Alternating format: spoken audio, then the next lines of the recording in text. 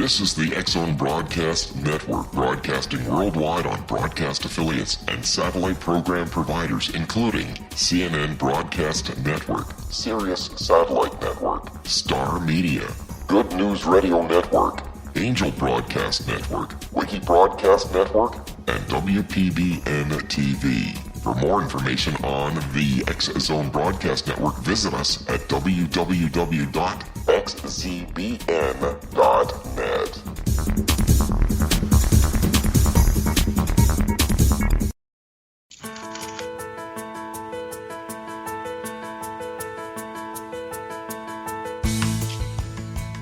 Hi, curious minds out there in our ever-expanding Radioland. Welcome to CC with BB, Connecting with Coincidence with Dr. Bernie Beitman, MD. That's me. The only radio show in the world dedicated to the study of coincidences, synchronicity, and serendipity. We are coming to you through the X-Zone Broadcast Network, located in Hamilton, Ontario, Canada, and broadcasting all over the world. What is the relationship between mind and brain? Does brain produce consciousness, or does the greater consciousness produce our brains? How do mind and brain interact with each other? I am a psychiatrist. I study this question in my office. I help people with medications and psychotherapy. I work in both mind and in the brain. You need your mind to recognize a coincidence and your brain to talk about it. Synchronicity spoken here. Coincidences alert us to possible causal connections not recognized by modern science.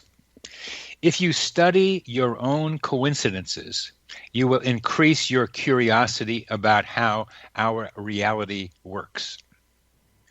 The phrase connecting with coincidence is my coincidence brand. It is the name of my book, my Psychology Today blog, my website, and my social media sites. To find any and all of them, please put Connecting with Coincidence in your search engine. Would you like to know how sensitive to coincidences you are? Take the Weird Coincidence survey on my website. The word synchronicity was invented by Carl Jung. It meant falling together in time, sync together, chron in time. The meaning of the word has been so stretched that in the mind of the general public, it is applied to all kinds of coincidences. Because it is a cool word, companies of various kinds, processes of various kinds, have been called synchronicity. Currently, meaningful coincidences are lumped together under one umbrella, but not all coincidences are created equal. The new discipline of coincidence studies begins with defining and establish the primary categories of coincidences. In this way, we can investigate differences in similarity among coincidence types. By creating these primary categories, we will find, among other things, that different coincidences have different processes, explanations, and uses. The primary methods to categorize coincidences include morphology, process, explanation, and use. Morphology involves classifying objects in a group by shape. Morph, shape. In biology, for example, morphology deals with the form and structure of animals and plants. Like animals and plants, coincidences can be categorized by their common shapes, and these shapes and their differences help sharpen our understanding of their function and cause. Does the coincidence, for example, involve a mental event or not? Are there two or more events involved? Process refers to the various sequences of events that help create coincidences. For example, like sitting down next to a stranger. It's one of the funny things that happens to people. They sit down next to somebody and they don't know, and they start talking, and voila. There's something that overlaps in their minds and their experiences. Explanations include possible causes, the two most prominent of which are God and randomness, and there are plenty of others. Probability gets a lot of play, and God does too, but also there are in-between ones that I can be able to point out that each of us has something to do with personally, that we create many of our coincidences. Uses covers the potential impact of coincidences, including advice, support, and supplying just what is needed. Morphology is based on three ideas, three observations. Because a coincidence is usually defined as the surprising intersection of two or more similar events, these events involve a mental event or mind, or an observable event or thing. So these two possibilities create three categories: mind-thing, mind-mind, and thing-thing. These are kind of funny words to use. Thing-thing, mind-mind, mind-thing. Very basic words. But these very basic words help us get to some very basic ideas about coincidences. Our guest today has collected extraordinary stories that involve often coincidences, and she challenges us to make sense of them. Suzanne Clores is the author of Memoirs of a Spiritual Outsider, a memoir, an ethnographic of alternative spiritual practices, and founder of the Extraordinary Project, an online collection of exceptional human experiences, soon to be a podcast. Her personal essays have appeared in Salon, Elle, The Rumpus, and Nervous Breakdown, and have aired on Chicago Public Radio and the Radiotopia podcast Strangers. Suzanne, we welcome you here, and we look forward to talking with you about your adventures and extraordinary events in our next segment. We'll be back after a short break.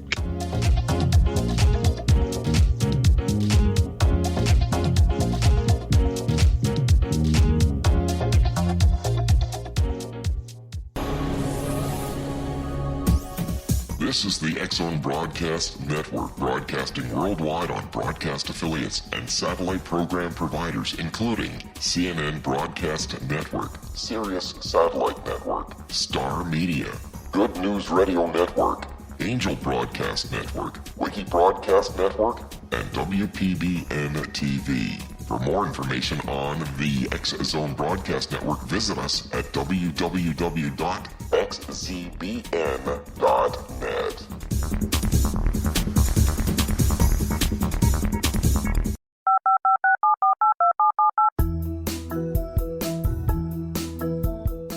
Did you know that when you're on the road with limited data or Wi-Fi, you can still listen to the X-Zone Radio Show with Rob McConnell, The Science of Magic with Gwilda Wiyaka, X-1, Dimension X, Space Patrol, and every minute of the X-Zone Broadcast Network by calling 213-401-0080, courtesy of Audio Now. No smartphone, app, or internet needed. It saves your data plan, and it's free if you have unlimited minutes. Call 213-401-0080 to listen on any phone, anytime, anywhere. Remember, 213-401-0080 for the best of the paranormal, parapsychology, and sci-fi radio programming anywhere, 24/7, 365.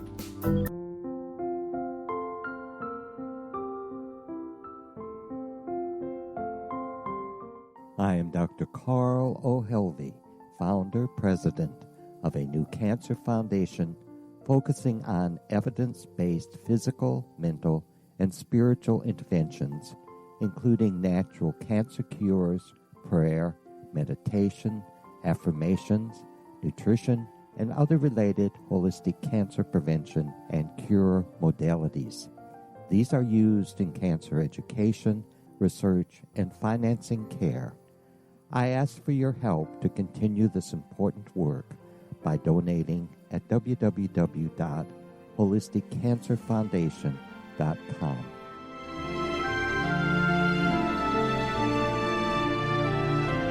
Hello, I'm Pete Marsh. With my daughter Justina, we will be presenting the new radio show, Too Good to Be True. If something seems too good to be true, it usually is. But with the help of Justina's amazing gifts, we're going to gain insight into questions that don't yet have complete answers. Have you wondered who built Stonehenge and for what reason? Why are crop circles found in the same region as Stonehenge and elsewhere?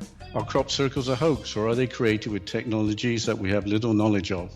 Who built the pyramids in Egypt and also in other countries? How and why were they built? Was the Titanic switched with the Britannic as part of a gigantic insurance fraud, or for more insidious reasons? What caused the Tunguska event when trees were flattened over an 800 square mile area in Siberia? Will the new insights be too good to be true? Well, that will depend on what you are prepared to believe. Please join us as we start on this journey together. For more information on Too Good to Be True, visit www.xzbn.net. Little children aren't the only ones afraid of the dark. Millions of soldiers return from war zones with PTSD, anger, frustration, fear, and loneliness, much of which surfaces during the darkness of the night. You have the chance to change the lives of these American heroes. Songs and Stories for Soldiers.us provides free MP3 players for these men and women. With a list of 3 million songs in 16 different styles, 100,000 audiobooks, and 30,000 old-time radio programs, every veteran can find something to soothe and comfort them at no cost. All our players contain an 8-hour audio program designed to help veterans fall asleep. With 1,500 plus vets now participating, it's our goal to deliver 10,000 audio players this year. Go to our website at songsandstoriesforsoldiers.us. Help us help a veteran make it through the night. Bum, bum, bum. Welcome back to CC with BB, Connecting with Coincidence with Dr. Bernie Beitman, MD. That's me.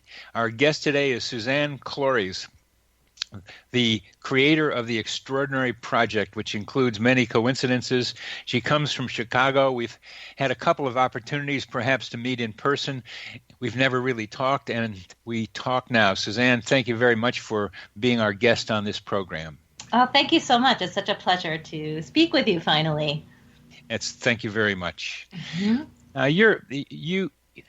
You have started this project because how did you get involved with collecting stories like the ones you've collected?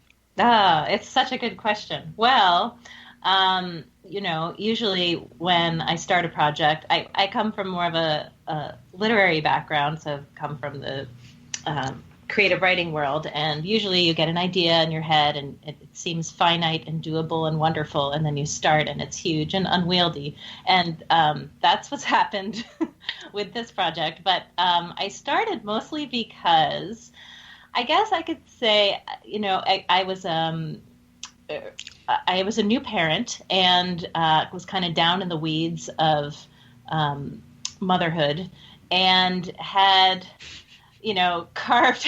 That's the best way I can say it. That's pretty funny. Down in the weeds of motherhood. Yes, I'm trying to imagine that one. It's just very real life, like everything is very concrete and tactile, and there's not a ton of mystery, even though it's like the greatest mystery in the world.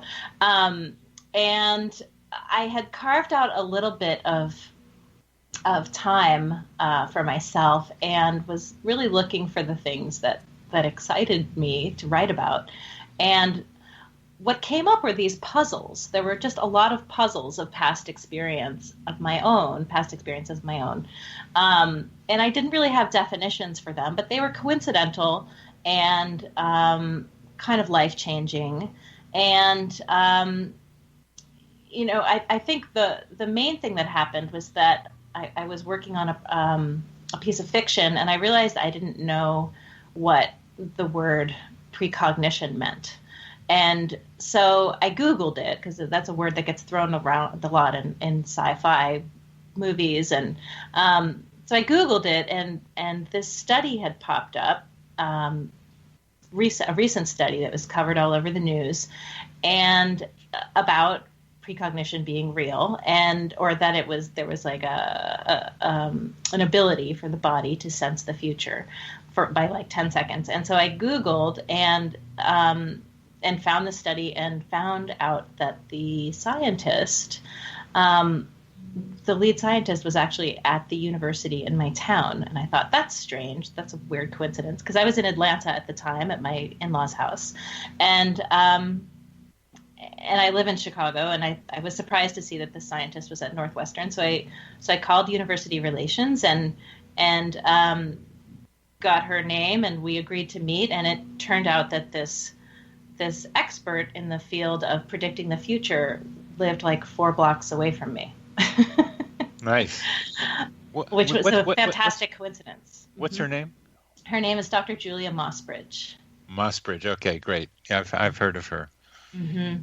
Yes, and so that was kind of a fantastic coincidence in the first place. Yeah.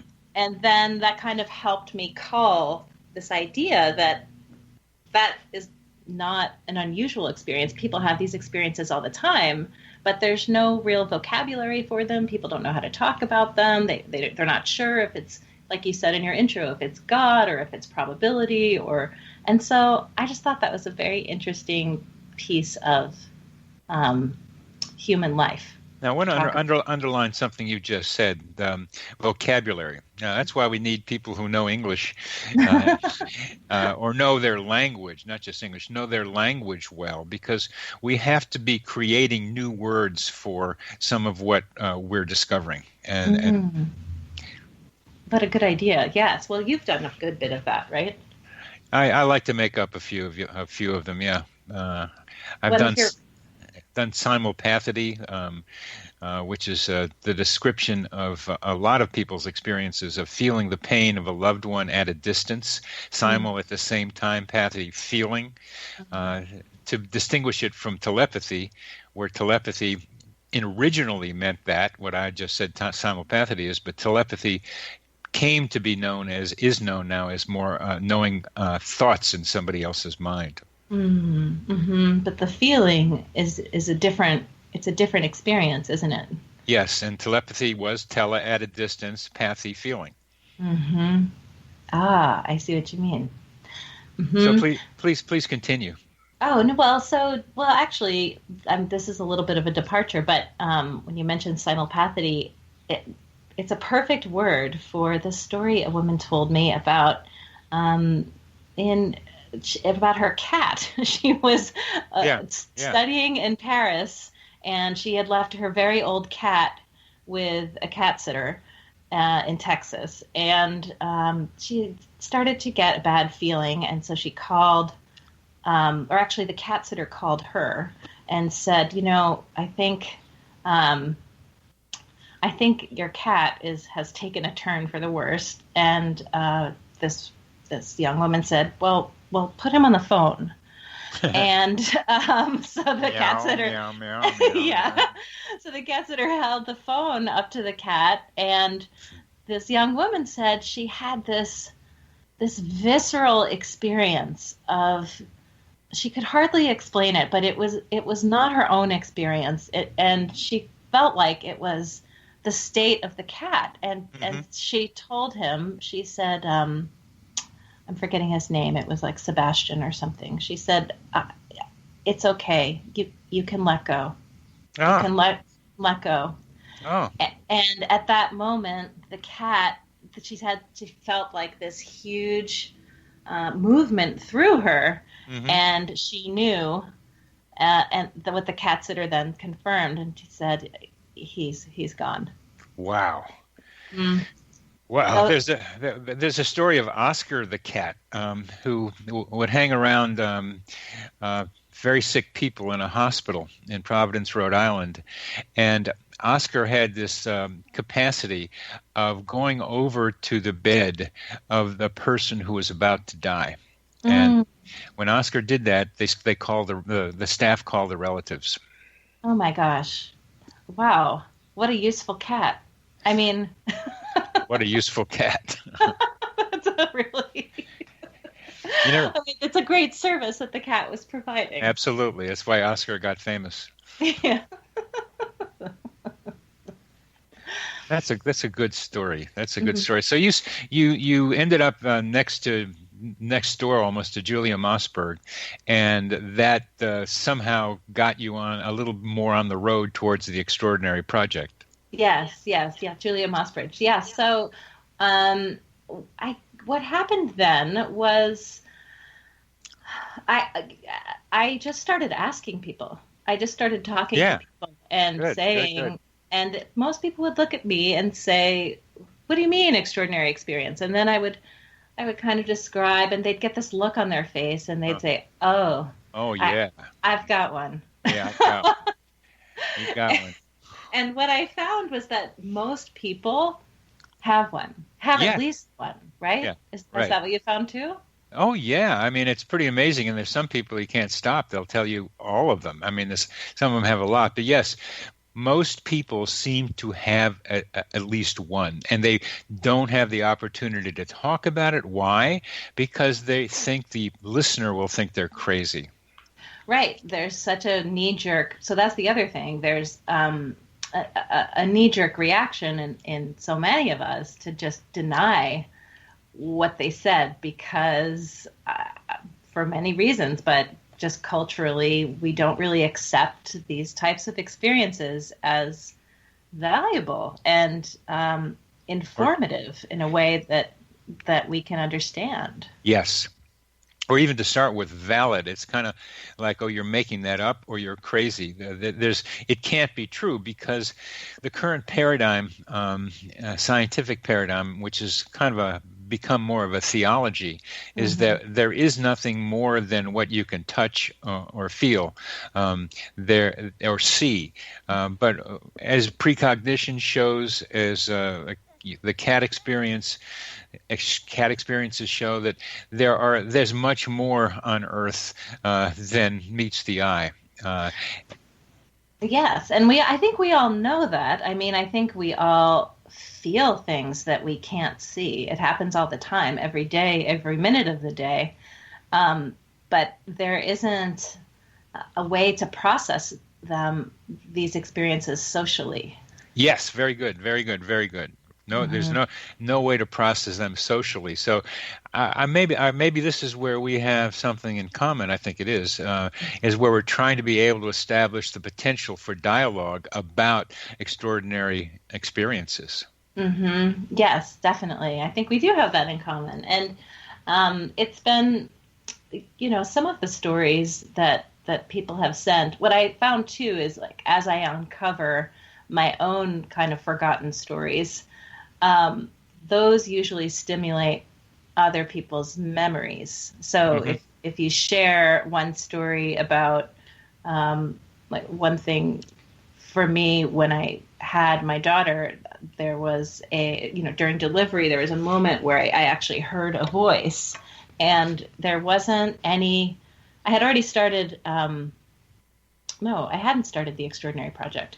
But I was clearly attuned to these types of experiences. And I heard a voice that gave me information that I could not have had otherwise, that changed the course of the labor and delivery. And when I told people that story, there were so many who responded and said, I heard a voice, and this is the situation where it took place. And this was what I thought, and I didn't doubt it, and this was my response. And then people call that voice different things, but the point is they heard something. They heard something that they didn't see the source from which it came.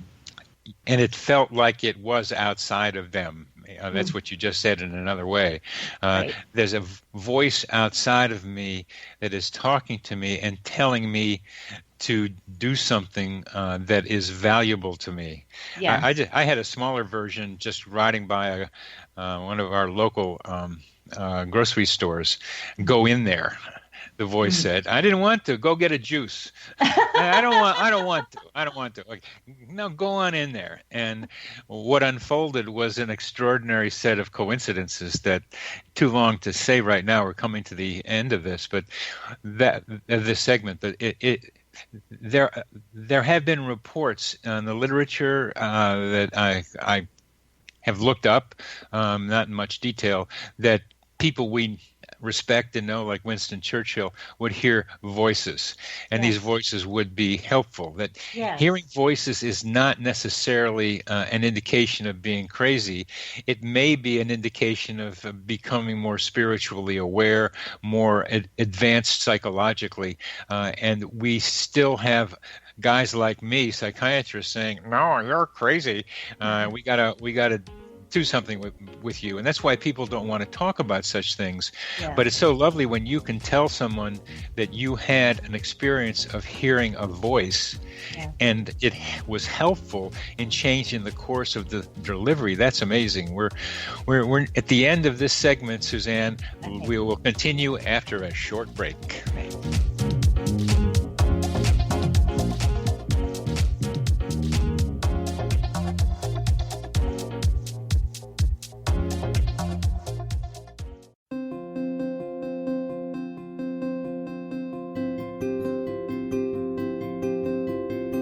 Dreams are our personal gateways into infinite wisdom. Don't miss shamanic counselor and indigenously trained dream decoder Sandra Corcoran's inspiring book, Shamanic Awakening Between the Dark and the Daylight.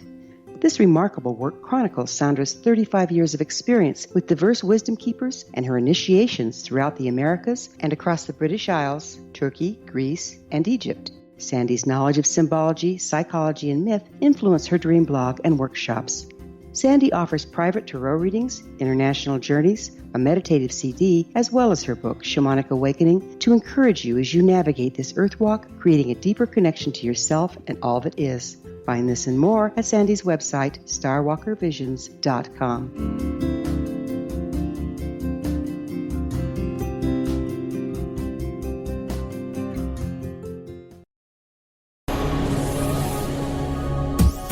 This is the X-Zone Broadcast Network, broadcasting worldwide on broadcast affiliates and satellite program providers, including CNN Broadcast Network, Sirius Satellite Network, Star Media, Good News Radio Network, Angel Broadcast Network, Wiki Broadcast Network, and WPBN TV. For more information on the X-Zone Broadcast Network, visit us at www.xzbn.net.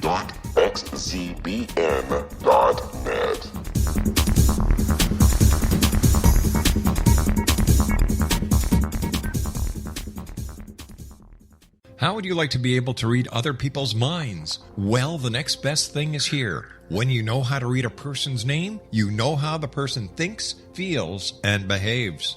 Each letter in our name holds a key to unlock our true essence. Our name contains both our gifts and challenges in this lifetime. Mnemology science discovers personality secrets hidden in the placement of the letters of our names, including the first and last impression people remember about us. Sharon shows us how to interpret the arrangement of letters as outlined in her book, Know the Name, Know the Person. Sharon Lynn Wyeth created mnemology science after 18 years of research and testing her theories, and has supported thousands of people around the world in understanding themselves and others better. You'll enjoy Sharon's unique teachings as she shares her system to learn the gifts behind your given birth name. Even if you don't like your birth name, there are jewels in this book. If you're thinking of changing your name, ready to name your child, or wanting to get along better with others, this is the book for you. If you'd like to improve your relationships and change your life for the better, get the book today, Know the Name, Know the Person, or visit www.knowthename.com. That's www.knowthename.com.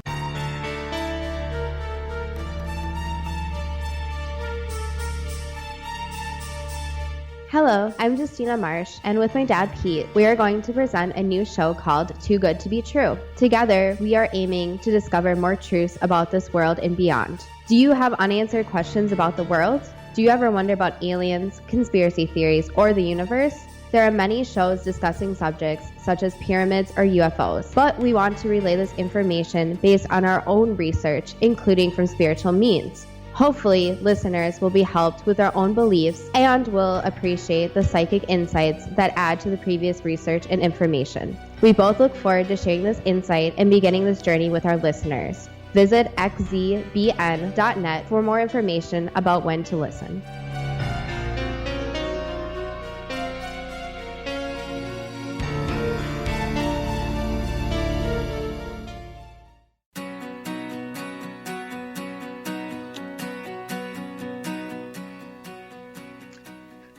Welcome back to CC with BB, the only radio show in the world dedicated to the study and discussion of synchronicity, serendipity, and coincidences. Our guest today is Suzanne Clores, the developer of the Extraordinary Project, and we're getting into some good stuff here, like finding the right words to talk about new stuff and to be able to help people accept that hearing voices right now may be a good thing for you. Suzanne, could you tell us what the voice said to you during your delivery and how it helped you? Sure. So I had decided that I wanted to have my baby naturally and had spent all of those months prepping, finding the right medical team and the midwives and figuring out, all the things that people do. And once labor and delivery started, it was on a Tuesday, it wasn't really going well, and it was going very slowly, and part of me was like, that's okay, this is the way. I'm very optimistic, this is the way it's going to be, and I can do it, and I'm strong, and I don't need the medicine and all this stuff.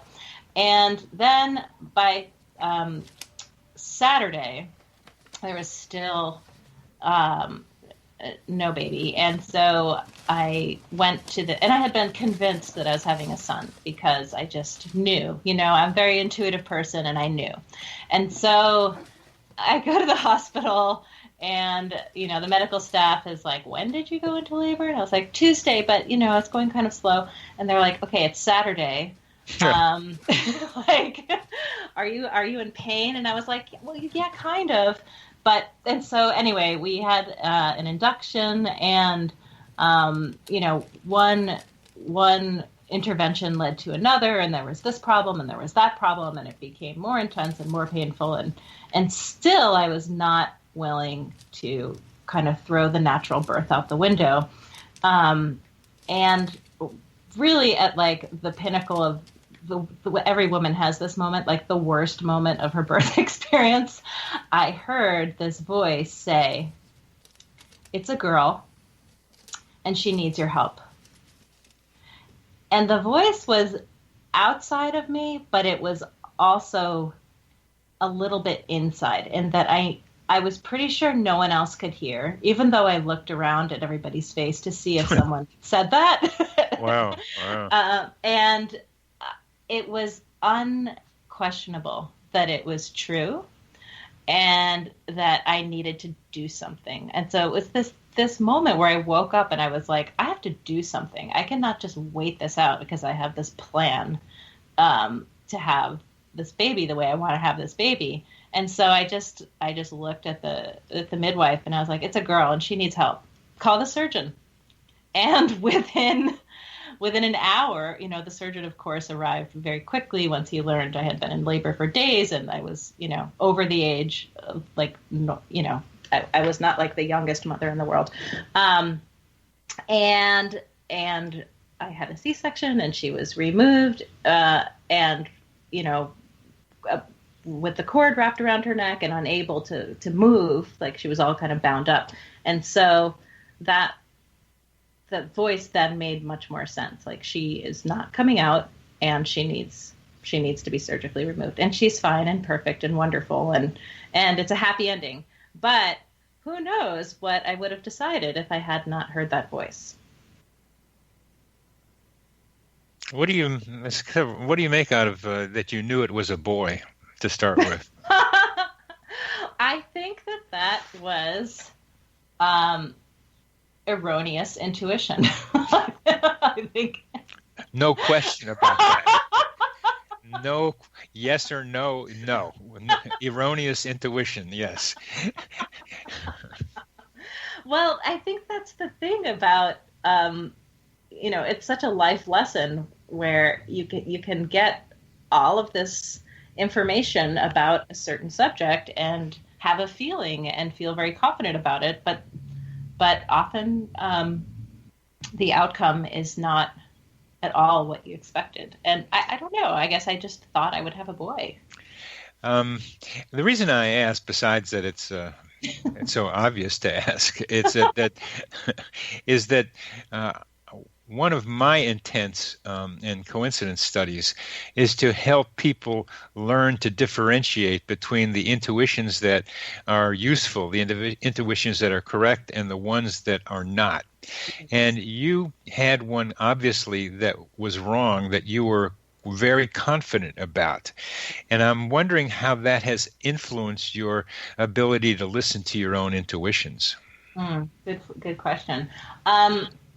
When I look back at that time, I look at the whole pregnancy and the whole kind of approach to becoming a parent was very willful. And I think a lot of the decisions I made and the intuitions I thought I had were actually stemming more from will. And I wasn't actually listening to kind of the vagaries. That's so good that you were so intent on having a boy that you were able to fabricate an intuitive voice that sounded like it came from the other intuitive places that you had used before that were accurate, but you really forced it in and a kind of in a disguised form, so that it came out as intuition, but you'd put it in there because you wanted it to be there. Yes, and then you find things to kind of support that thesis, like most people, and this comes into the world of information, of pregnancy information that is full of junk. Like you won't be as sick if you have a boy, if you're carrying a boy, or just like really kind of random information that people feed you. That's along with another problem I see with the internet and just even people talking. So many people are certain about what they're saying with very little evidence to back it up, except their own belief that they're right. Yes. And this, I think the world of the extraordinary is full of opinions like that. Have you been able to now distinguish between willed, created intuition and like the real thing? I hope so. I mean, I try. Yeah. It's I think so. I mean, it has so much more to do with self-awareness than you think it does. And if I'm being particularly willful on a day, then I know that I'm fabricating a lot of what's happening. But yeah, intuition definitely feels different. It's more subtle, I think. Yeah. Than I had previously thought. And I had always been somewhat intuitive, but I was never quite in touch with the intuitive process and how it felt. And so now I think I have a better sense of what intuition feels like and what accuracy feels like. It is like a sense. Yeah, it's good. It's like a sense. I start with a still small voice. Yeah. It's still a child's voice, maybe. It's quiet in the middle of a lot of the storm of thoughts often going on in our minds, and it's there. It's quiet. You got to be able to tune in and listen to it, and how you've been able to manage to do that. If you could add some more to your understanding, because finding the words to be able to separate the wheat from the chaff, to separate the idea, the true intuition from other stuff that you're forcing in, or even coming from the outside from other people's opinions that you've internalized. Finding the right words to make those distinctions is a challenge, and I wonder how you would go about doing that. Well, I mean, part of me thinks it's different for everyone. But for me, it has been, if I can have some time to meditate, not a ton of time, but some time to meditate in the morning, then I can kind of tune in a little bit better to what my interior world sounds like that day. And then I can kind of carry that knowledge or understanding with me throughout the day, and it's more accessible. So it's almost like just taking maybe 6 or 12 minutes, somewhere between 6 and 12 minutes, to meditate and listen, and not necessarily have an agenda during that time, except to just kind of witness. I don't know if that's helpful to you or what you were looking for, but it is because I can visually feel what you just described, because it means that you take a little meditation time and examine your interior with an attempt to exclude the exterior as much as possible, and that sensitizes you to the quiet information that can come from inside. Yes, and every day is different. So you might have different stuff coming up during that 6 or 12 minutes, and you could have pressure from a project or from a person, or too many things to do, or and all that stuff comes up. But at least it's like a way of compartmentalizing a little bit. So I do reserve the interior space to kind of have that space be receptive also. Yeah, and what I just heard you describe is separating out the stuff that the day is going to require of you, or yesterday demanded of you, and being able to compartmentalize those as more exterior, more external. And then as you do that, because now you've practiced, you put that away kind of off to the side, and then open yourself up to the interior communications. Definitely. Yeah, that's a nice kind of video to me description of how you are able to tune in more to your intuitive information. We've got another minute left in this segment. And I want to be able to hear more in our next segment about the current status of the Extraordinary Project and how it's developing and where you see it going, because you're on to something very important here in being able to collect the stories, get them out, and giving people the opportunity not only to describe them but also to discuss them with each other. It's how to be able to have people out in the world do what you've been able to do and are still doing, to be able to hear other people's stories and to be able to then tell their own stories is a little bit like talking about dreams. I imagine wanting to have a synchronicity circle where people talk about their coincidences. And we'll get back to the Extraordinary Project after this short break.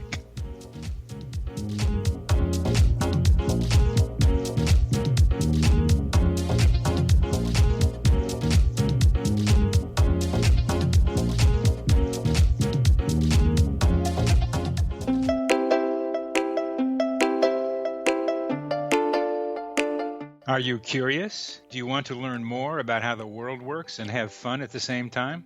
Study coincidences with me, Dr. Bernie Beitman, MD, on my Connecting with Coincidence radio show here on the XZBN network.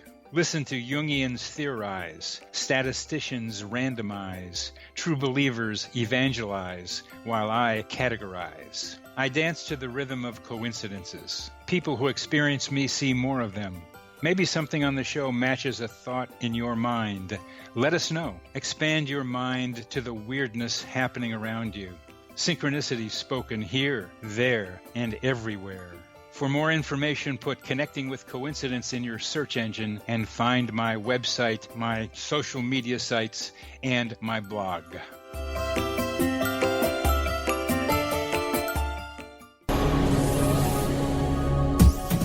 This is the X-Zone Broadcast Network, broadcasting worldwide on broadcast affiliates and satellite program providers, including CNN Broadcast Network, Sirius Satellite Network, Star Media, Good News Radio Network, Angel Broadcast Network, Wiki Broadcast Network, and WPBN TV. For more information on the X-Zone Broadcast Network, visit us at www.xzbn.net.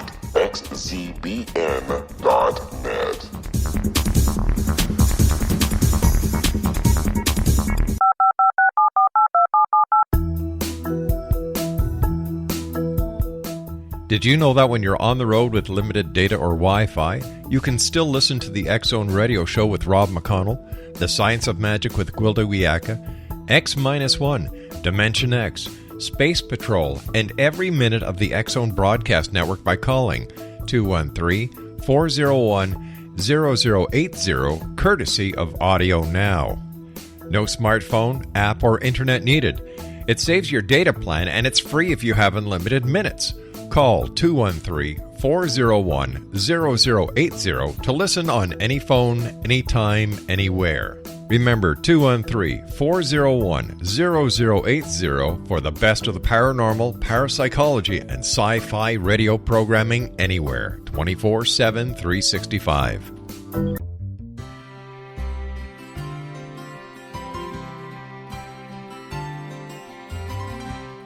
True healing must address 4 levels: physical, emotional, mental, and spiritual, for us to live joyful and productive lives. We tend to treat 3 of the 4, leaving the spiritual languishing. If you're tired of the same dysfunctional patterns cropping up in your life, Soul Balancing is for you. Trixie Phelps, owner and founder of Soul Balancing, is a naturally gifted energy healer trained in numerous esoteric forms, including shamanism. Trixie has created a powerful modality that safely and effectively clears your energetic field. A Soul Balancing session can remove interference, heal trauma, and restore your hope. Contact Trixie for a life-changing long-distance session today, www.soulbalancing.world.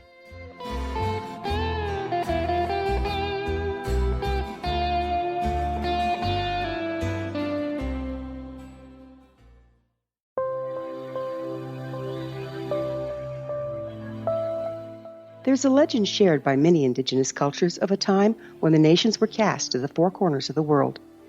Each nation was given a body of sacred knowledge that held a different portion of the truth to preserve. True reality could not be known until all the nations reunited, combining the information. If a single one was missing, the world could not be reborn and darkness would prevail.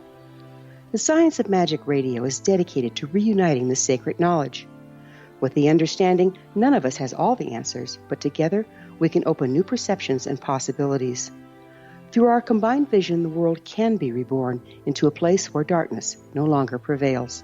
Join me, Gwilda Wiyaka, and the Science of Magic daily on the X-Zone Broadcast Network, xzbn.net, or visit us at thescienceofmagic.net.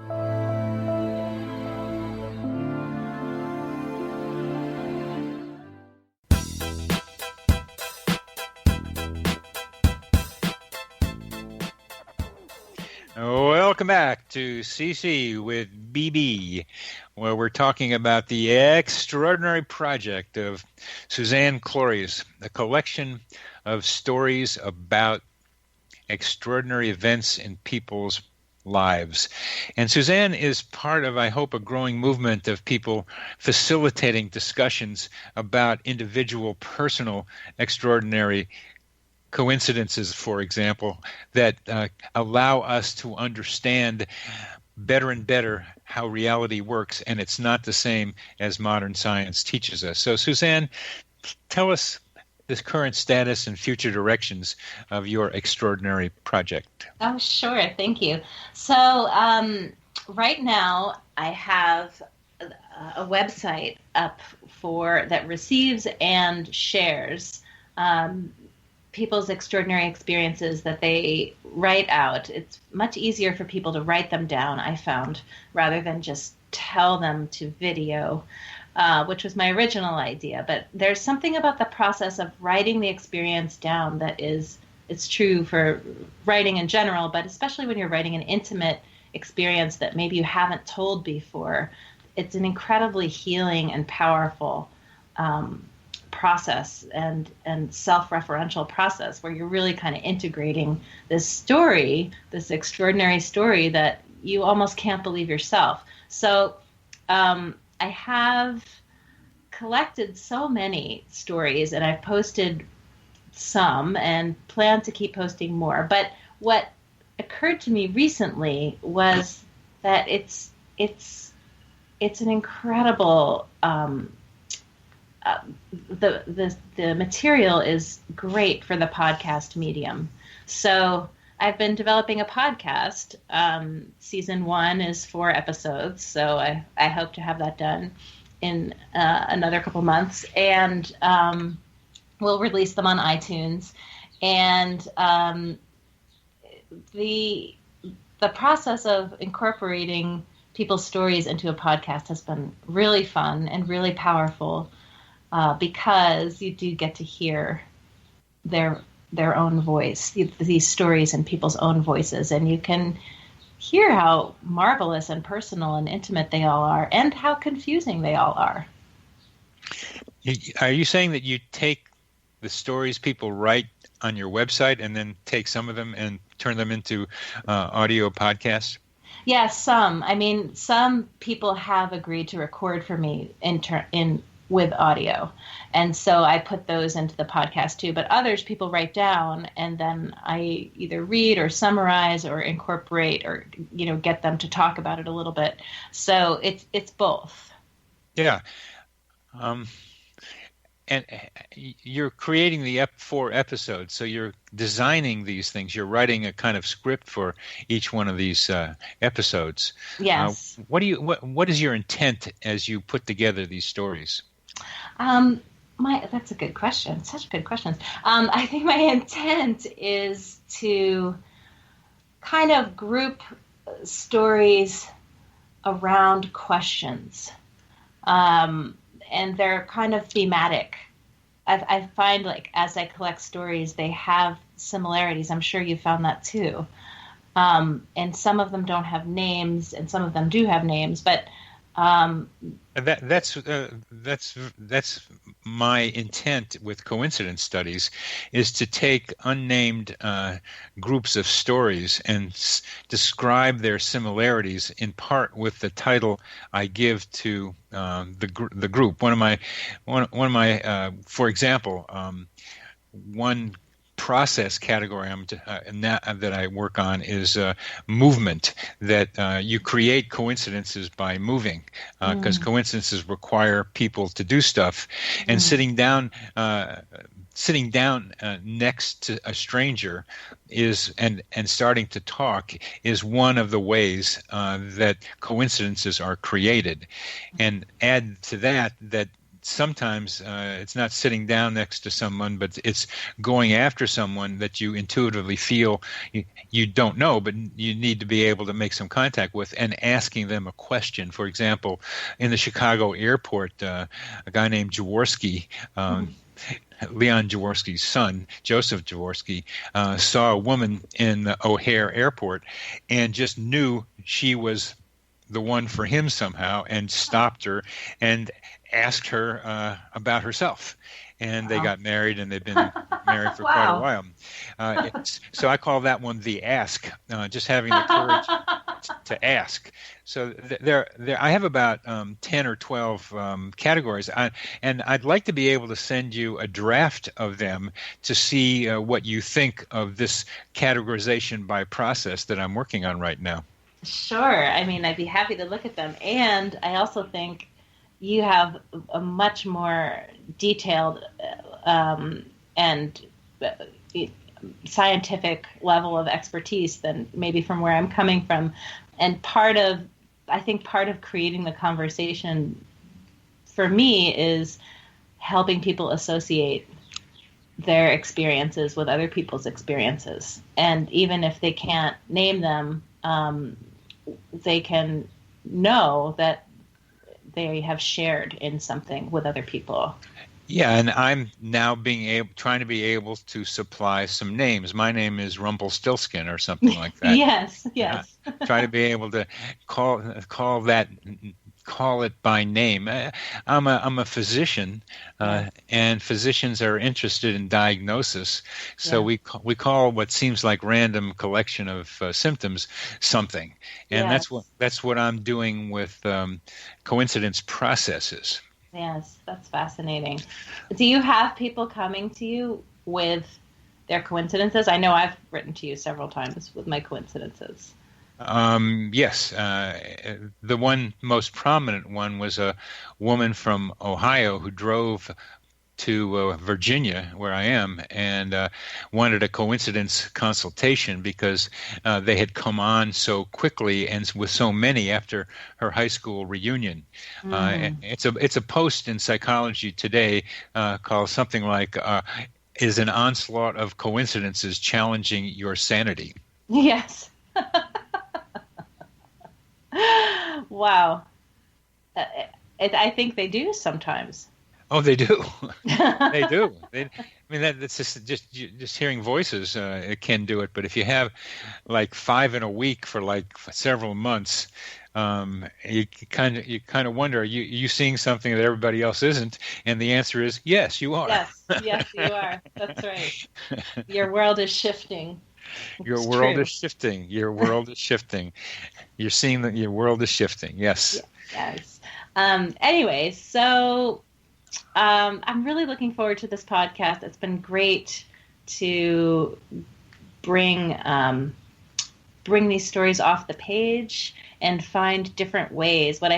You maybe have found this too, that writing about this topic in print kind of covers a certain ground, but then talking about it covers a really different area that is much more social and spontaneous. As we're showing in our discussion. Absolutely. And there is something about hearing the person's voice, describing it versus reading it in print, that allows the listener to climb into the mind of the speaker to get a more visual, spatial view of that experience. Yeah, it's so true. It's true. I have my favorite experiences that I've been told have been by very hesitant, kind of like musician guys or people who generally don't want to tip their hand in one way or another. But it's been really fun to kind of get into conversation with people who are like, well, I do have this story that doesn't make a ton of sense, and I don't know what I think about it, and I haven't really talked about it, but those are always very juicy stories. I'm going to, in a month or two, I'm going to have a local Charlottesville trumpet player, been here a long time, who is very interested in coincidences on the show because he experiences a lot of them. Because they live in a very fluid environment compared to those in the more rigid ones that many of us live in, and so they're more likely to run into confluences of weird events. And some of them use it creatively, and some of them, as you're describing, kind of, oh, I'm not that crazy. It's not happening to me. That's right. Artists in general have great stories. Yes. Now we've got about 3 minutes left, and I want to be able to get some idea about the different themes of the 4 podcasts that you're developing. Oh, gosh. Well, it's structured around my journey through the questions that I have. It's sort of like once I stumble onto this topic, it's like peeling an onion. You have more and more and more questions. Well, if this is true, then you have to start asking all of these questions. And then if you ask all of these questions, you kind of need to be prepared for these answers and so on. But the first episode I can talk about has to do with people's dead loved ones. So coincidences and not so much coincidences, but truly extraordinary experiences that they've had saying goodbye to their Well, Suzanne, we come to the end of our show, and thank you very much for being on it. We're saying goodbye to